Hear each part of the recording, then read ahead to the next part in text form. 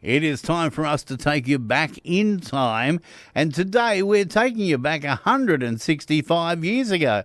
I can't remember what I did yesterday, but we do that, of course, with Harold Peacock from History Out There. Good morning, Harold.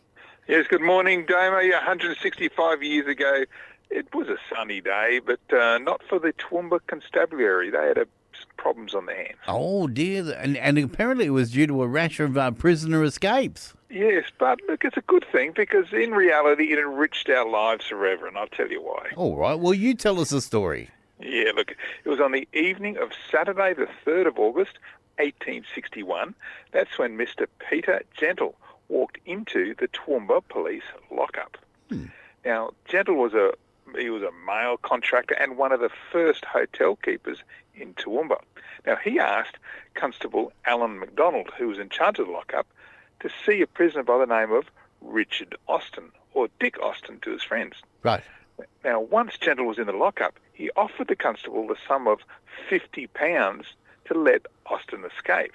That's more than $70,000 in today's money. But Constable MacDonald declined the offer.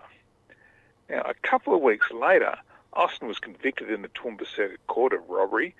He was stealing a bullock's yoke, and sentenced to 3 years imprisonment. Right. Now, the arresting officer, Constable William Maloney, and along with Constable George Burton, were tasked with escorting Austin to Brisbane jail. Now, the party travelled by foot. They all did. They walked everywhere back then with prisoners. They were passed by none other than the Mayor of Toowoomba, Mr. William Groom.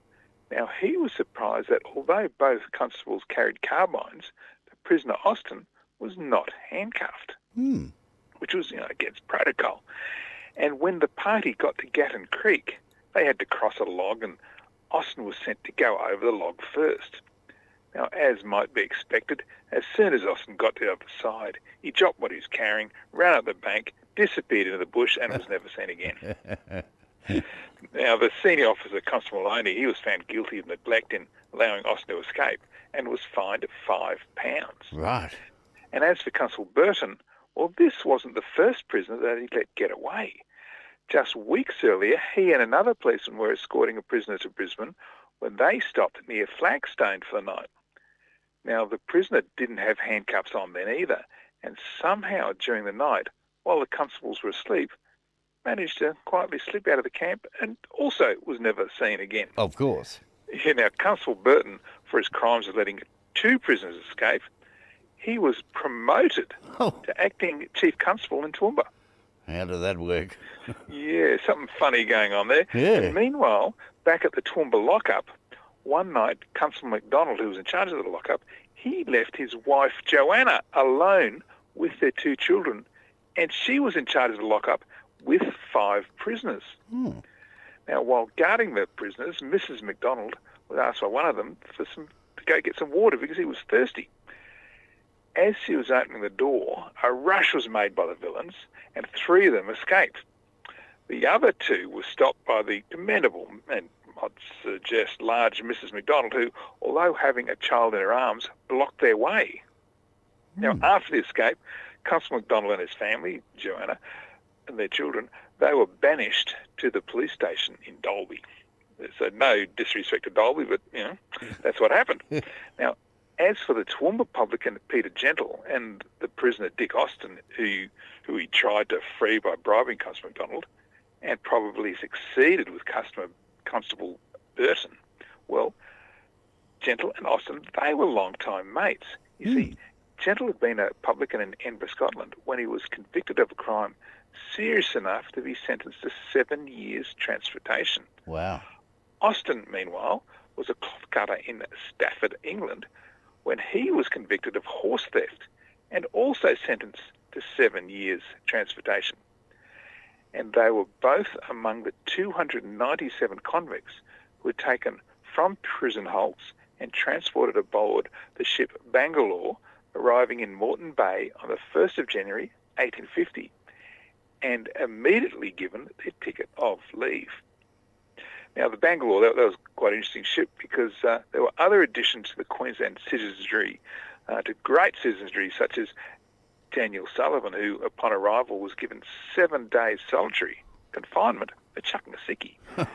Imagine if you got that these days. Oh, jeez, I'll be in trouble. Yeah. And also on the same ship was John Hutton, who became Queensland's first ever public executioner. And then there was the pensioner guard Michael Turley, who became the oldest person ever sentenced to death in Australia, and at 80 years of age, the oldest person to be murdered in prison. Mm-hmm. So the ship had quite a good group on board. And of course, Peter Gentle, well, his grandson himself became famous. He was also called Peter Gentle. He was a horse racing enthusiast, bookmaker, publican, shining light in the theatre, and was one of the best known and most popular citizens in Toowoomba, and indeed all over the Darling Downs. But sadly, he died of gout. Right. But we do owe a great debt of not just to the convict ship Bangalore, but also to Toowoomba's constabulary and their regular prisonscapes back in 1861, because they helped perpetuate such fantastic talent in the gene pool so that we've got great stories and great people here today. Yeah. Well, mate, what a fascinating story. And what poor security, or perhaps the pay was a bit low back in 1861, because I suspect they were open to bribes. Well, I can't imagine the police transporting any potential criminals without, the old bracelets on these days. Yeah, that's right. And they certainly wouldn't escort them by foot from Toowoomba to Brisbane either. No, that'd be a long haul, wouldn't it? Yeah, that's right. But yeah, watch it. Watch when you're travelling over. I know when you're coming up the range, watch it when you're going over the creeks and things. You never know. There might be some ghosts of convicts climbing over the logs the other way. There you go. I'll look out for it. Mate, you'll be posting this story up on your Facebook or your website? Absolutely. Every Friday morning I post the story from the Darling Downs Granite Belt. And this week, this will be Friday morning on historyouthere.com. All right, mate. Appreciate it. We'll look forward to catching up with you again next week. See you then.